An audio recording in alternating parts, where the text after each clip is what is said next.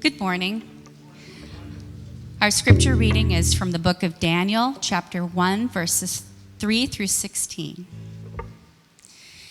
Then the king commanded Ashpenaz, his chief eunuch, to bring some of the people of Israel, both of the royal family and of the nobility, youths without blemish, a good appearance, and skillful in all wisdom, endowed with knowledge, understanding learning, and competent to stand in the king's palace, and to teach them the literature and the language of the Chaldeans. The king assigned them a daily portion of the food that the king ate, and of the wine that the king drank. They were to be educated for 3 years, and at the end of that time, they were to stand before the king. Among these were Daniel, Hananiah, Mishael, and Azariah, of the tribe of Judah. And the chief of the eunuchs gave them names. Daniel he called Belteshazzar. Hananiah he called Shadrach. Mishael he called Meshach. And Azariah he called Abednego. But Daniel resolved that he would not defile himself with the king's food or with the wine that he drank. Therefore he asked the chief of the eunuchs to allow him not to defile himself. And God gave Daniel favor and compassion in the sight of the chief of the eunuchs. And the chief of the eunuchs said to Daniel, I fear my lord the king, who assigned your food and your drink. Why should he see that you were in worse condition than the youths who were of your own age, so that you would endanger my head with the king? Then Daniel said to the steward, whom the chief of the eunuchs had assigned over Daniel, Hananiah, Mishael, and Azariah, test your servants for 10 days. Let us be given vegetables to eat and water to drink. Then let our appearance and the appearance of the youths who eat the king's food be observed by you, and deal with your servants according to what you see. So he listened to them in this matter and tested them for 10 days. And at the end of the 10 days, it was seen that that they were better in appearance and fatter in flesh than all the youths who ate the king's food. So the steward took away their food and the wine and were to drink, and he gave them vegetables. This is the word of the Lord.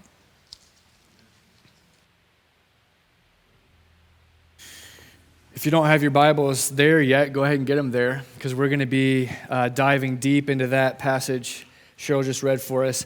This past week, if you didn't know, was the third Thursday of January, which is actually a pretty significant day in our calendar year for a couple of reasons. First of all, it's Rainn Wilson's birthday, which is very important. But even more important than that, a recent study that was put together by City Lab found that the third Thursday of January is the day when the majority of Americans give up on their New Year's resolutions.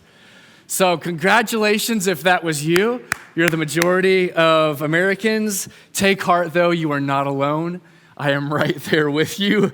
If I'm being totally honest, I'm really good at making big resolutions, bold resolutions, and at the same time, I'm really bad at following through on them. You can ask my wife. She lives with me. I'm like cold turkey, and then it's just crazy. Last year, I made big, bold resolutions related to my physical health. I'm 35 now, I'm falling apart, life is not great. All of my bad eating habits for years are just catching up to me. And so I made this big, bold resolution last year that I was gonna get healthy, I was gonna get strong, and I was gonna get fit. Not like college fit, but like 28-year-old fit, okay? That's like close enough to healthy again. I thought it'd be doable. So one of the things I tried last year was the Carnivore Diet. Anybody ever heard of the Carnivore Diet? It is as crazy as it sounds. Literally, no veggies, no fruit, no carbs, just meat, baby. I don't know. It's like there's some science behind it, so I tried it. This is the opposite of Daniel's strategy in our text today. I think, though, in order for it to work, what I've found is you have to eat good meat. You got to have the steak that's rich in nutrients, and the fish. I can't afford steak and fish every day, so I was eating hot dogs every day. And I felt absolutely miserable. So this lasted for a week, and then I moved on. Not healthier at all, by the way. Worse. Then I tried keeping track of my macros, which is this thing that people do, and it's a massive headache. I got an app on my phone. I was looking at the back of every bag, the back of every box, trying to figure out how it all added up to this number I was trying to hit. After a few weeks, I just kind of conveniently forgot about it. And I was like, oh man, I forgot to do my macros today. Oh well, it's like one meal at Waterman blows it all up. And so Waterman or macros, what would any sane person choose? So that was my year last year. I can only go up from there. The reason I bring that up is because maybe all of you can relate, maybe some of you can. Some of you are like really great at resolutions. That's awesome for you. But I think health resolutions, physical resolutions are so hard to make because of two things. First of all, we have tons of competing voices around us, and then we have tons of competing desires inside of us. What I mean is we all have one main desire. Every single one of us have one main desire. Do you know what it is? It's to be happy. All the philosophers agree. Our number one desire as human beings is to be happy. The problem, though, is we're not sure what kind of happiness we want the most. Do we want to eat a burger and fries and be happy now? Or do we want to eat a salad and be happy later? You see? It's competing desires. Do I want to upgrade my cookout tray and make that extra large sweet tea a cookies and cream milkshake for $1? And be happy now, or do I want to skip cookout altogether and be happy tomorrow morning? Getting happiness in the long term means giving up happiness in the moment. And so every single day is this testing of our willpower and sacrifice and discipline and hunger pains and on and on and on just to get there. So more often than not, by the third Thursday of every January, we quit. We have a vision of who we want to be, our ideal, healthy self, but the asks seem too difficult, the process seems too hard, and the tests just seem too challenging. What I want to show you today is that if that's true, and I think it is, of our physical resolutions, how much truer is it of our spiritual resolutions? I mean, if you think it's hard to lose 20 pounds, which I've found it really is, or maybe gain 20 pounds for those of you guys who live in the gym and you're like, you think that's the answer? Just wait. You just said it is. Wow. Just wait until you start trying to look, talk, and act like Jesus. Like 20 pounds has nothing on that. Talk about competing desires, right? Satisfying the flesh or walking with the Spirit. Living for this present world and all of its trappings, or setting our hearts and our minds on a world that's to come. Chasing our own fame or living for Christ. Getting the approval of people or getting the approval of God. Worshiping created things or worshiping the one who created them. We have all of these competing desires. And this is what I think we really struggle with. We have the desire to look and act and talk like Jesus, but we don't have the resolve to make it happen. The asks seem too difficult. The process seems too hard. The tests seem too challenging. But even more than all of that, I think the cost seems too great. Our culture has shifted to the point where sociologists are now saying that we're no longer a post-Christian society, but we have now shifted into an anti-Christian society. And we might not feel that so much in Billy Graham land. We're still in the South, but we're feeling it a little bit more year after year. It's another way of saying that our culture hasn't just outgrown Christianity. It's a way of saying that our culture is actually opposed to Christianity. We have values and beliefs that don't just not align with culture, they collide with culture. So much so that it's starting to feel more and more like we are exiles in our own country. So spiritual resolve doesn't just mean choosing the right desires. It means choosing the right desires even when it could cost us everything. That's why this first glimpse into the life of Daniel is so important for you and me today. Because we see a man of resolve. Look back at verse 8. But Daniel resolved, circle that word, that he would not defile himself with the king's food or with the wine that he drank. Daniel was a man of spiritual resolve, and that's what I'm going to talk to you about today.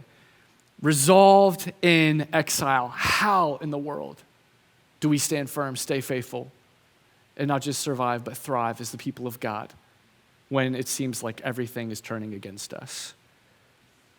Daniel was a man of spiritual resolve. When I say he was a man, I mean he was a boy. He was 16 years old, or roughly 16 years old, somewhere between 15 and 18. So this guy is not a seasoned saint. He hasn't had decades in the Word. This is his first time away from his home. Like, think about when you went to college for the first time, away from his parents, away from his city, away from the temple, away from his God. And yet this 16-year-old kid actually had the courage and the resilience and the audacity to walk with God, even when it could have cost him everything. And so this first glimpse into the life of Daniel is a story that is meant to give us hope, because it shows us that, first of all, it's possible. If a 16-year-old kid can do it, so can you. Even if you're 16 or younger in here. It's also a story that's meant to give us help, because it shows us how we might actually follow in his footsteps. And it does this in a couple of ways, and this is what I want to show you today. First, it helps us because it shows us what the specific tests in exile are going to be, what they're going to look like. And then second, it helps us because it shows us how Daniel was able to pass all of those tests with flying colors. And so it shows us what we should expect as exiles, and then it shows us how to navigate those tests in a way that we come out as pure gold. I remember in high school, one of my math teachers would give us practice tests the week before our actual exams. They were incredible. They would have 20 questions or 20 problems on the test, and she would tell us, these are the exact problems that will show up on your test in 4 days, but the numbers are going to be different. Exact problems, exact order. And I was terrible at math. Okay, if you don't know my story, I was homeschooled 6th, 7th, and 8th grade. My mom didn't do math, and so we had this math curriculum, and I knew where she kept the answer book. And so every day, I'd just walk into the schoolroom, I'd grab that answer book off the shelf, and I'd copy all my answers, and she'd look at it and be like, yeah, that's right, it matches. And I'm like, you're dang right it's right. I can copy great. So I didn't realize that math builds on itself. So I get to high school, and I'm like, wait, I don't know how to do any of this stuff. So math was a struggle, let's just say that. So I would get this practice test, and every day at study hall for 4 days, I'd go to my smart friend Tom. Tom was an emo kid. He was all decked out, man. He was awesome. And I'd be like, all right, Tom, let's do it. And he would walk me through every problem, and I would memorize the steps. I didn't understand any of it, but I would memorize the steps.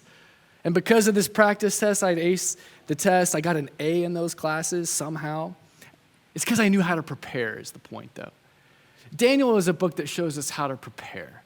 It's a book that gets us ready for the tests that are to come, and then shows us the steps that we can take to navigate those tests in a way that glorifies God and leads to our flourishing. So first, I want to show you the challenges. I want to show you the tests, the problems, and then second, I'm going to show you how he navigated them. And just a heads up, it's going to seem long. I'm going to do my best to keep you engaged. But the last half, the last three things are going to fly, because we're going to cover them for weeks and weeks and weeks and weeks. The first half is going to be the longest part. So if you're thinking, wait, how are we going to do all of this? I'm just warning you ahead of time. That's where we're going. We'll be here for an hour, though. Okay. First, the first challenge of exile. Our enemy is going to try to capture our imaginations. Look back at verse 4. Then the king commanded the chief eunuch to teach the boys, which, by the way, just a side note, these boys have become eunuchs, 16 years old. They're the best looking guys, the most handsome. They are the most educated. They're of noble lineage. They are the cream of the crop of Judah, and they are made eunuchs, which means they're castrated. That's just a side. We'll talk more about that in the weeks to come. Okay, they're not living their best life now. The king commanded the chief eunuch to teach these new eunuchs the literature and language of the Chaldeans. The king assigned them a daily portion of the food that the king ate and of the wine that he drank. They were to be educated for 3 years. Think college, 3-year, 4-year, whatever. Daniel did it in 3. I know, he's smart. And at the end of that time, they were to stand before the king. Again, this is like a 3-year college program. The best and the brightest and the wealthiest and the noblest and the most handsome teenage boys in Judah are handpicked by the king and placed in Babylon's college. Picture like a Harvard for Babylon. Like they're going to go into this program, they're going to get trained up, and then they're going to leave this program ready to lead Babylon, which is pretty crazy to think about as exiles. They're about to get an education like no other. The thing about this program, though, was that it was much more than just a re-education of their minds. It was much more than learning the language and the literature. It was not just a re-education of their minds. It was meant to be a reorientation of their hearts as well. So on top of being presented with a brand new language, they were being presented with a completely new vision of what it meant to live the good life. This is so significant when it comes to exile. They weren't just going to class, they were getting the king's food and the king's wine. They were having parties. They were being presented with Babylon's culture as if this is the way to live. I just kind of picture a frat house on a college campus. Like that's essentially what they are. They've just been thrown into it. Except it's not Blue Ribbon, it's not Taco Bell every night. They are literally eating and drinking off of the king's table. He's doing everything he can to woo them and to wow them, to capture their imaginations, to stir their hearts after Babylon's way of life. It's really, really significant. This is so fascinating to me because it shows that the Babylonians' main goal wasn't just to control these people's bodies. They could have done that by putting them in chains and cracking a whip. Their goal was to capture their imaginations. They are not throwing them into a dungeon. They're not torturing them. They're not brainwashing them until they cave in. They are trying to woo them with pleasure and luxury and comfort so that they go by choice. I just picture the old Disney movie, Beauty and the Beast. I have young kids, so I've been watching that recently. You haven't seen it in years. It's a good one, though. There's this little candle guy who he comes out and like Belle wants to leave. She's a prisoner. She's a new prisoner. And this candle guy comes out and he's singing and dancing and all of the dishes join in. And it's like this incredible Broadway, just like on the spot. And it's amazing. And they're doing everything they possibly can to convince Belle that she's not a prisoner. She's a guest. That's what the song's about.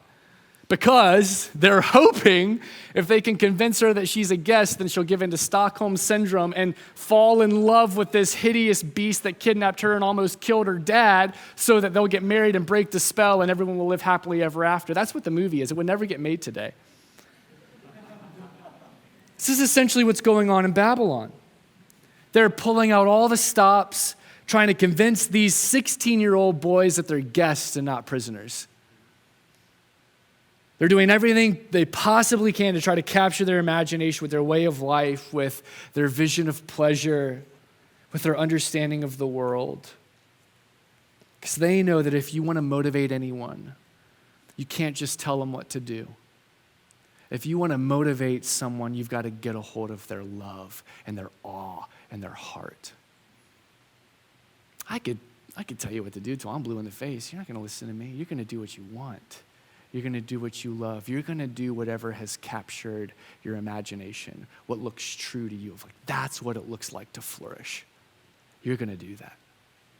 So that's what they're trying to do with these boys for 3 years, trying to convince them. Guys, write this down. It's pretty basic. That's what exile is always like. It is a battle of worldviews. It is a battle of visions of what it looks like to thrive and flourish in the world. It's a competition between two different ideas of what it looks like to live life to the fullest. And the genius of Babylon, which represents all of the world system, which we'll talk about more in the coming weeks, but Babylon is not just a city in time and space. Babylon represents all that is evil in the world. That's why it shows up again in Revelation. It's the capital city of the prince of the power of the air, the god of this age. So it represents the entire world system. The genius of the world system is its ability to colonize the exiles wandering in it. so that they don't just look like them, but they buy into their vision for humanity.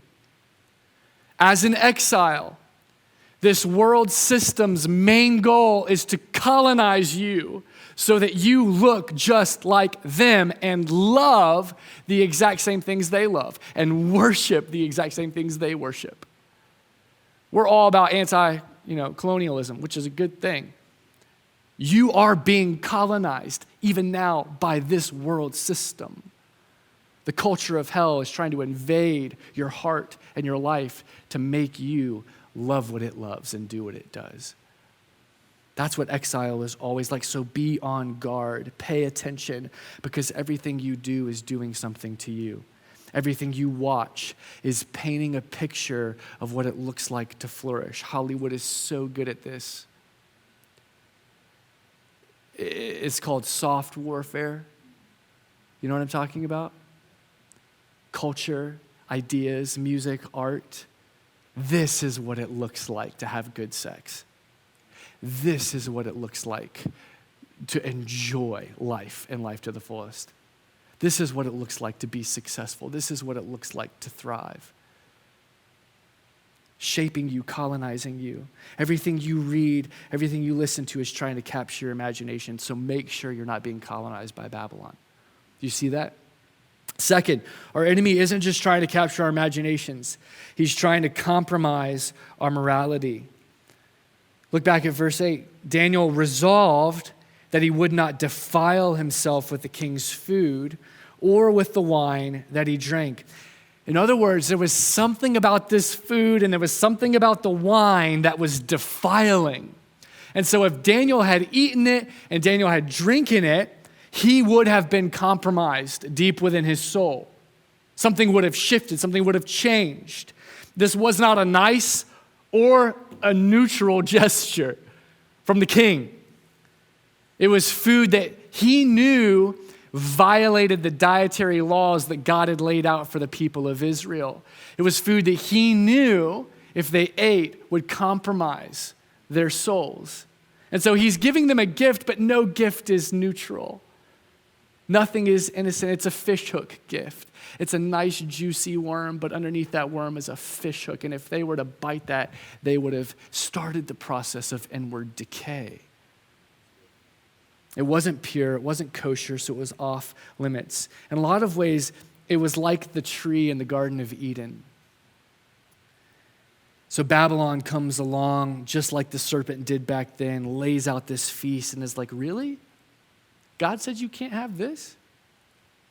You can't eat my food? It's fit for a king. You can't drink my wine? It's the best in the world. It was a small ask, but it wasn't a neutral ask, and it would have required compromise. Guys, I think this is really important for us because this is something that didn't look like a big deal. I mean, eat the food. You're not in prison. Like, just be thankful that the king's being nice to you. Just drink the wine. What's the big deal? But Daniel knew that it was actually a make or break issue, and so he couldn't budge. I think, and I'm going to prove this in a minute, but I think he knew in that moment that if he had compromised, it would have changed the trajectory of his life in exile. Every little decision, every seemingly little decision has massive impacts on the way we live our lives into the future. For example, I'm reading this book right now by James Clear. Anybody read Atomic Habits? It's really good. Greg in the back, my man, I'm pretty sure you recommended it to me. Thank you. It's really fascinating because one of his main points is that it's actually the little decisions in our lives, and it's the small things that make the most difference in the long term and actually determine who we become. And he talks about a plane flying out of Los Angeles trying to get to New York City. And he talks about how a study was done that if you just shifted that plane 3.5 degrees south, you wouldn't even notice it if you were looking at the plane. It would look like the plane didn't move at all. You wouldn't even see it's so massive. You're talking about 3.5 feet. It looks like it's going in the exact same direction. But by the time the plane landed, it wouldn't be in New York City. It would be in Washington, D.C. And his point is that it's those little decisions that you don't even notice every single day, that over time week, month, year after year accumulate and actually create your life and determine your destiny. And so Daniel, in this moment, it's like not a big deal. It's just some food, it's just some wine. But that compromise would have shifted the trajectory of his life in exile. So he had to stand firm.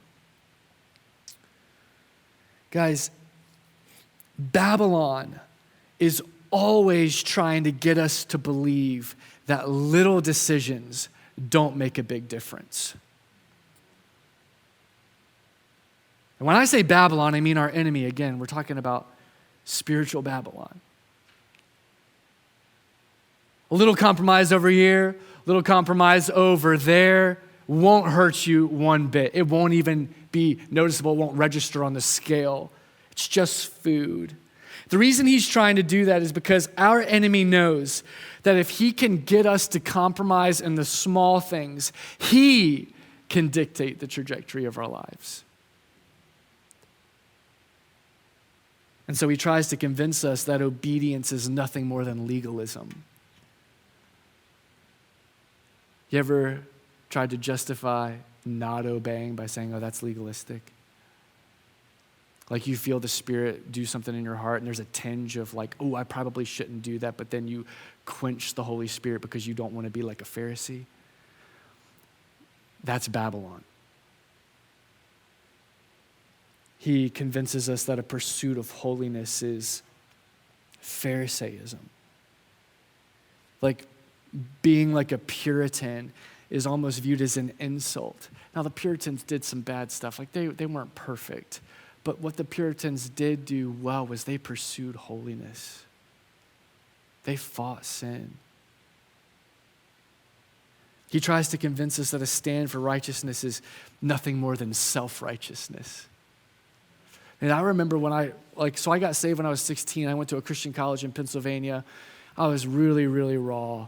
And I remember, I think it was probably my junior year, I got like serious. I won't go into detail. Maybe another day I'll tell this story, but I was staying in my professor's attic for 2 days. It was a weird assignment, that Christian professors give students. It was like a solitude and whatever, and it was fasting. I didn't know it was fasting. That's another story. So I'm up there starving, and I'm mad because I didn't know I was supposed to be fasting, and I'm in this attic, and I have my Bible, and I just started reading through the New Testament, and I started seeing all of this stuff jumping off the pages at me about sexual morality, about crude humor, about all like arrogance and pride and anger and oh man, all of these things, and I'm reading bitterness and resentment. And I literally had this moment in that professor's attic where I just started weeping, and I'm like, I'm a dead man. I do all of this stuff. And so anyways, I leave the attic. I escape, actually, early. Again, another story for another time. And I'm like determined. I'm going to try to follow this book, like really follow it. And I mean, one of the big things in a dorm and on a soccer team is like humor, And I remember like not laughing at some stuff and like not joining in with, we're all like Christians, crazy stuff. We're like Christians, and we're just like all this crude sexual humor. And I remember the first time I took a stand and I'm like, I'm not laughing at that. You shouldn't laugh at that either. Man, I got beat up by my Christian brothers. I was a Pharisee. I was legalistic. I was pious. I was better than them. I'm like, I'm just trying to do what the book says. It's Babylon trying to convince us that if you want to be really mature and really godly, don't sweat the small stuff. You've got grace, so you don't need to obey the law anymore. You ever heard that? Guys, this is the exact opposite of what Jesus taught. Literally the exact opposite of what Jesus taught. This is the exact opposite of what the apostles taught. I promise you, if you go home and read that New Testament, it's going to blow your mind. And yet, what I'm afraid is that many American Christians actually believe this, bought into this lie. So much so that I think we actually take pride in it and wear our compromise almost like a badge of honor. Look how much I've arrived. Look how much I understand grace. Yet Paul would say, wait, you have grace, should you just keep sinning? No, God forbid. And so this badge of honor, we say things like, man, I know all of the lyrics and I jam out to all of the coolest songs, even the ones that glorify sin and defile my heart. And I know right now you're thinking that's such a little thing. That's such a small thing. And I'm like, yeah, you're right. It's like food and wine at the king's table.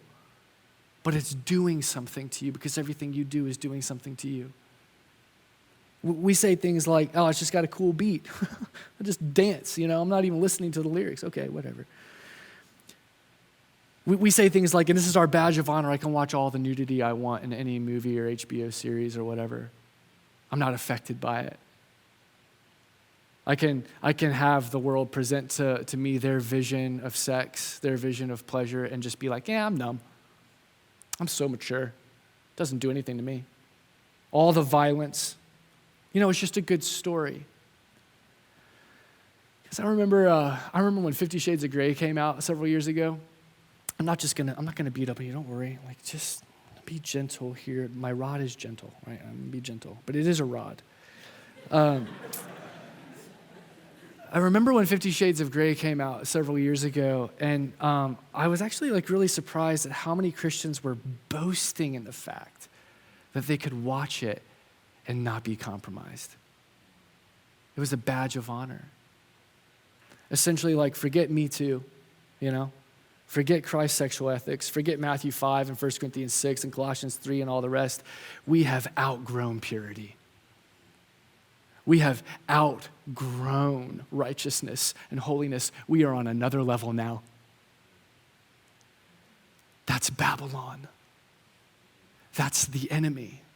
That will change the trajectory of your life, and it will lead you to a destination that you never dreamed.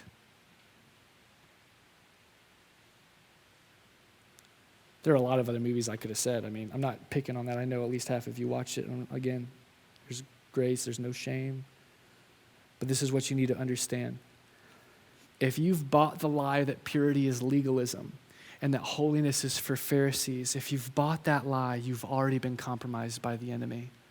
And the end result of compromisation is colonization.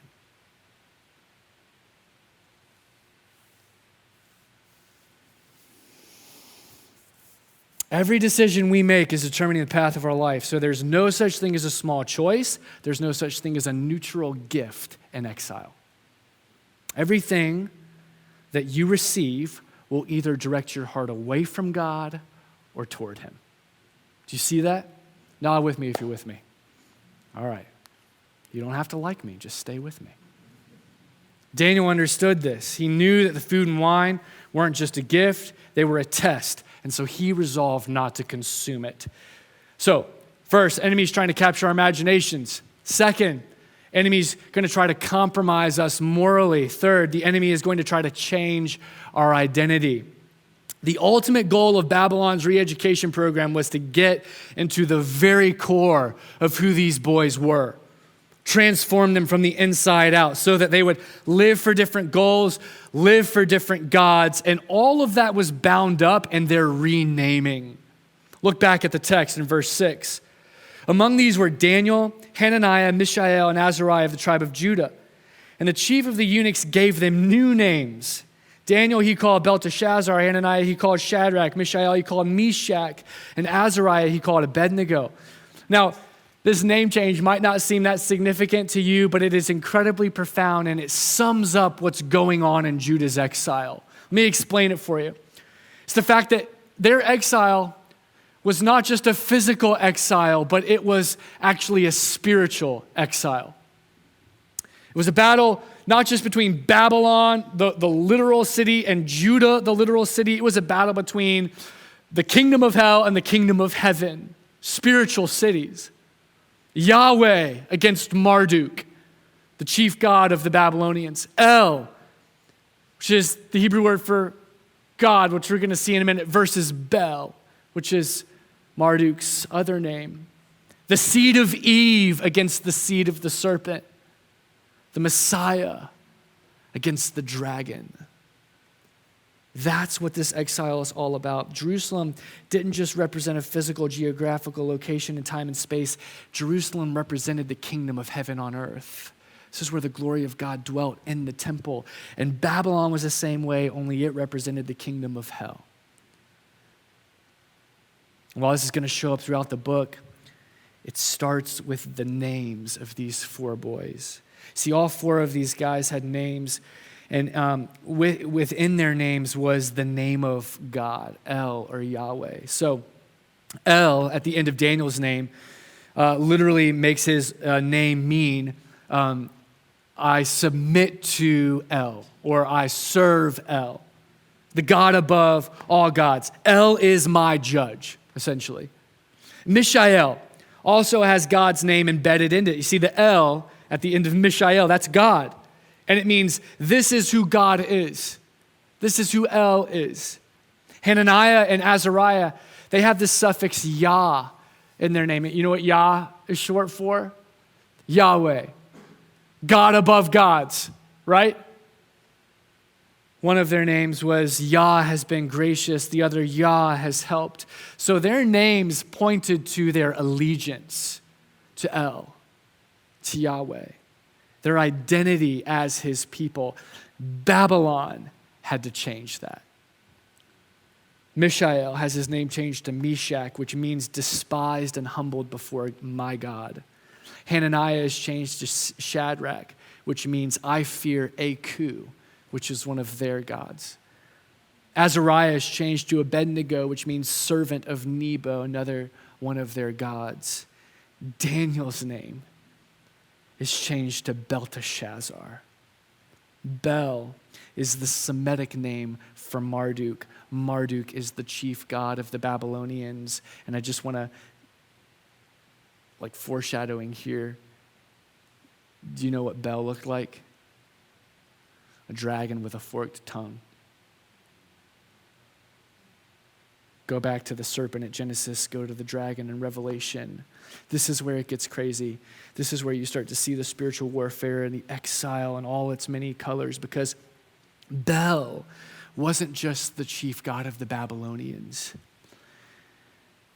I need to go down a rabbit trail, okay? Stay with me. I had Caleb read it first. He said it made sense. It's going to get technical, and I need you to lean in, but we're going to get back to a point, and it's going to blow your mind if you can hang, okay? Bel wasn't just the chief god of the Babylonians. In ancient Ugaritic texts, so think ancient Canaan, Bel is called Baal, B-A-A-L. You remember that name from your Old Testament? In the regions just north of Israel, he was worshipped as the top god, the god of gods in their pantheon. So places like Tyre, Sidon, Ugarit worshipped Baal as the king of the gods. Again, you might remember from Israel's history, they loved worshiping Baal, which is one of the main reasons God allowed them to be conquered 100 years before Judah. Now get this. This is another crazy thing that's going to show up later on in Daniel. One of Baal's nicknames was the Cloud Rider, because everyone in ancient Canaan and even in Israel believed that he was the one who controlled the clouds and controlled the rain. And he was the reason that the promised land was flowing with milk and honey. He was the Cloud Rider. He was the one who provided the good life, which is really fascinating because later on in Daniel, he's going to call Jesus the Cloud Rider. I can't wait for that chapter. It's awesome. It's a couple months down the road. Now, listen, you might remember if you've read the book of Kings that King Ahab married a woman named Jezebel, and she was from a family that worshiped Baal. And so when he married her, they built a house of worship for Baal in Israel. They appointed 450 prophets, and these prophets just started going around and killing all of the prophets of God, the prophets of El. Again, it's Bel versus El, Baal versus Yahweh. It was one of the darkest times in Israel's history. But this is what I want you to see, and I need you to listen closely because it's going to get technical again for a minute. It's going to hurt your head a little bit, but I have it on the screen so you can follow along with me. Not yet. I have to show you this because it's so heavy and it's so vital to what is going on in Daniel's exile and these boys' exile. So vital for you and I to understand what's going on in our exile as well. in our spiritual war that we can't even see. Look at this paragraph with me from Dr. Michael Heiser, PhD, Hebrew Bible, Semitic languages, teaches ancient history, Hebrew studies, among other things. Look at this. I've put in red some stuff that I really want you to see. Baal was outranked only by El in Canaanite religion. Okay, so remember, Daniel's just gone from El to Bel. However, Baal ran all of El's affairs, which explains why Baal was called king of the gods and most high at Ugarit and other places. In Ugaritic texts, Baal is the Lord of Zaphon, Baal Tzapphanu. He's also called a prince, which in Ugaritic is Zabal. Another of Baal's titles is prince or Lord of the underworld, Zabal Baal Arts. Now this is what I want you to see. This connection to the realm of the dead dovetails with the themes associated with the serpent figure in Genesis 3. It's no surprise that Zabal Baal becomes Baal Zebul, Beelzebub. Titles associated with Satan in later Jewish literature and the New Testament. Baal or Bel is the great adversary of Genesis 3.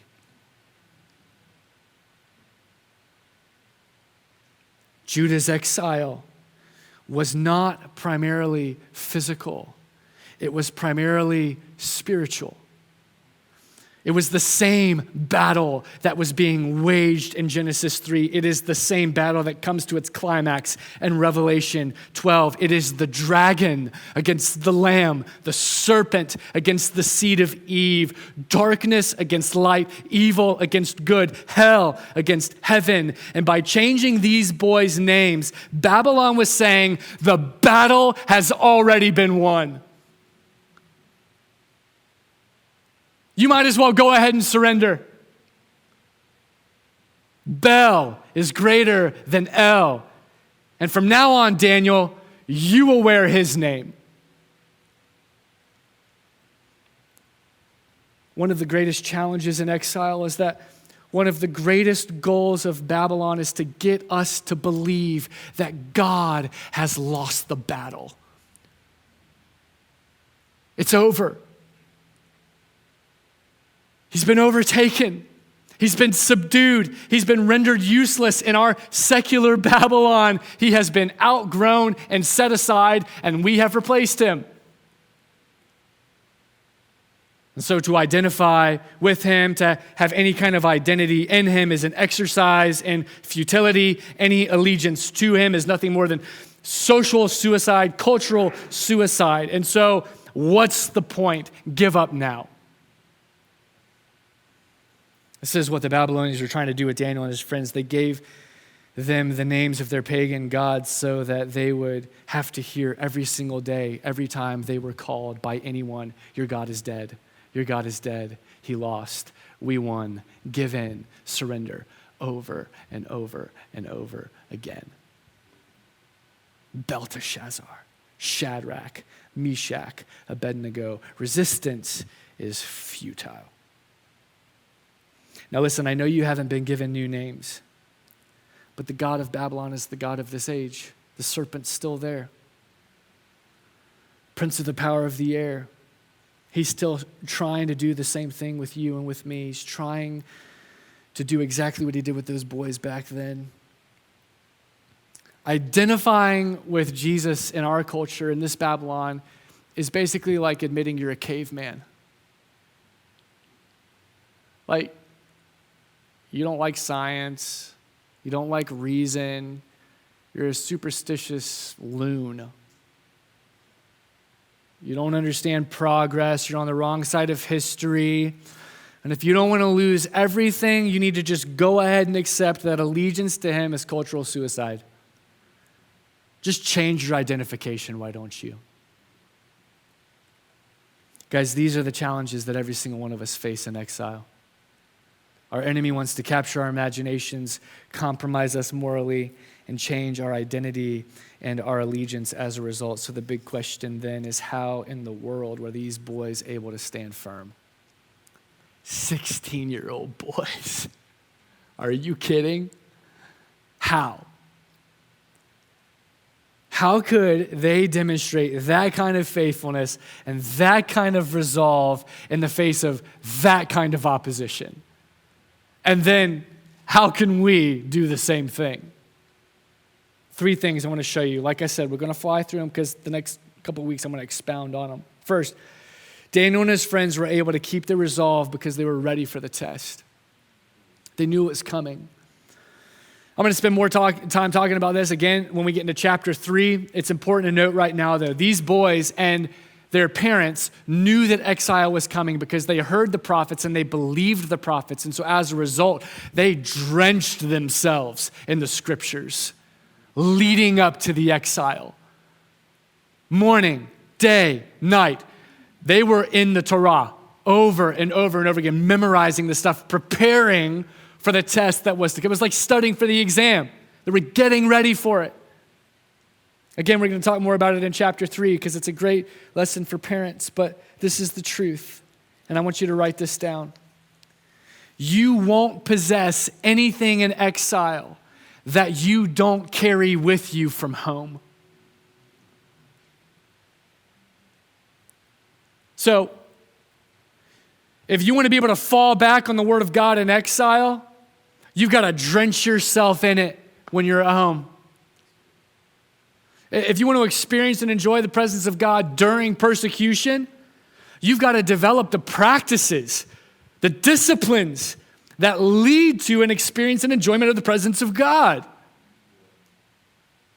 If you want to be able to sing praise songs in prison, like Paul and Silas did, those songs that gave them the courage and the hope and the joy to get through it, you've actually got to listen to Christian songs and learn them and get them in your heart so that they're there. I read a story several years ago in a book called The Insanity of God, which is one of the best books I've ever read, specifically about what God is doing all around the world through the exile and suffering of his people. In this story, there are these 2 Chinese brothers, and they had been in prison for 3 years. They were released, and on their release, they were made leaders in the underground church because they had been in prison, and they were just seen as like faithful men. And so this missionary, he's there, he's at this conference, and everyone is celebrating these men, and they run up to him, and they are weeping, and they're shaking, and they want to warn everyone that's at this conference. They want to share their story. This is what they said, and I have this quote, I believe. When we were arrested, we barely knew who Jesus was. And they're weeping as they say this. We didn't know how to pray. We didn't know the Bible. We didn't know many songs of faith. We have to confess this to you today and beg your forgiveness. For 3 years in prison, we didn't share our faith with one person. We hid our faith. And yet when we came out of prison, you made us leaders just because we had been put in jail. The truth is, we failed Jesus in prison. We weren't resolved. Please listen to us because this is true. And this is what they said. You can only grow in prison what you go into prison with. You can only grow in persecution what you take into it. Guys, we got a little bit more of comfort, right? We're still in America. We're still free. Praise God. We're still at home, even though we're in exile. But harder days are ahead. And you need to start preparing. I was thinking about my twin this past week as I was preparing for this because he has a similar story but on a positive side, and I want to share this to encourage you. We're fraternal twins, so we really don't look anything alike. He didn't lose his hair, as I always say. If I'm being totally honest, he's a lot more attractive than I am, okay? He got the good looks, and I guess I got like personality? Thanks, God. Anyways, he was going to get his master's in the UK, and he always had girls sort of chasing him and trying to date him and everything. And he knew that going to another country, he was just going to be bombarded with temptation. No community, no family, no church, no accountability, no one who even cared how he talked, what he looked like, how he lived, how he acted. So leading up to this trip, And he just prayed and prayed and prayed, drenched himself in the word, asked us to pray for him, asked us to check in as much as we could so that he could be ready for the tests that were waiting for him. He knew it was coming. First night there, first year orientation was at the pub because it's the UK, everything's at the pub. Everyone's drinking, everyone's getting a little drunk, and of course, just as he expected, the test came. First night, fish hook. Every gift has a path. Nothing is neutral. Every pleasure is leading you somewhere. You just need to know that. Fish hook right here. First night. In that moment, there was a battle of competing desires. What he wanted in the moment? What he wanted the most? What the world says is good and what God says is good. What the flesh is craving, what the spirit is promising. Competing desires. But he was prepared. It didn't catch him off guard. Drenched in the word, powered up by prayer, walking in the spirit. And so in that moment of competing desires, guess which one won out? He looked at her and he said, "No thanks, I'm a Christian." The trajectory of his life and that one response. For the next 2 years, gospel conversation after gospel conversation after gospel conversation after gospel conversation, because he was the freak who was a Christian and didn't do what everyone else did. He was the only Christian on his campus, but he was ready. He was prepared. I love him for it. Daniel and his friends were able to keep their resolve because they were ready for the test. All I can say to you is get ready. Second, they were able to keep their resolve because they were okay with being the minority. Couldn't help but think of Jonathan Edwards' resolutions as I thought about these teenagers, especially the first and second. He said, resolved that all men should live for the glory of God. Resolved second, that whether others do or not, I will. Determination to do what you know is right, what you know is good, what you know is best, even when it means it will make you different.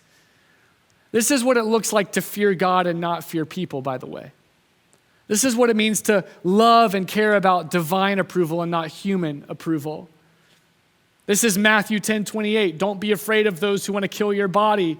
They can't touch your soul. Fear God only, who can touch your soul and your body in hell. So the big question that you and I need to answer today is, who do we fear? Whose glory are you living for? Whose opinion matters most? Who do you revere? For Daniel and his friends, it was clear. They didn't care if they were the only ones who took a stand. They didn't care if they were left out. They didn't care if they were peer pressured. They didn't care if they were made fun of, or even worse, like beheaded by this crazy king Nebuchadnezzar. They were okay with being a minority because they knew who they served. We'll talk more about that in the weeks to come. Finally, they were able to keep their resolve because they were convinced that God would help them. They didn't know when it would happen. They didn't know what it would look like. They didn't know how it would all go down, but they were convinced that God was with them, that he loved them, and that he had their back. We're going to see an even greater display of this in chapter 3, so I'm saving a lot. Oh, I can't wait to expound on this. But resolve in exile is the product of our theology. Theology matters. What you think about God is the most important thing about you. Your resolve or your lack of it is the product of what you believe about God. So, if God is in control and you believe that he's ruling and reigning, even when it looks like he's lost, even when it looks like he's been killed by Nietzsche and everything's secular and we've outgrown him, you'll be able to stand firm.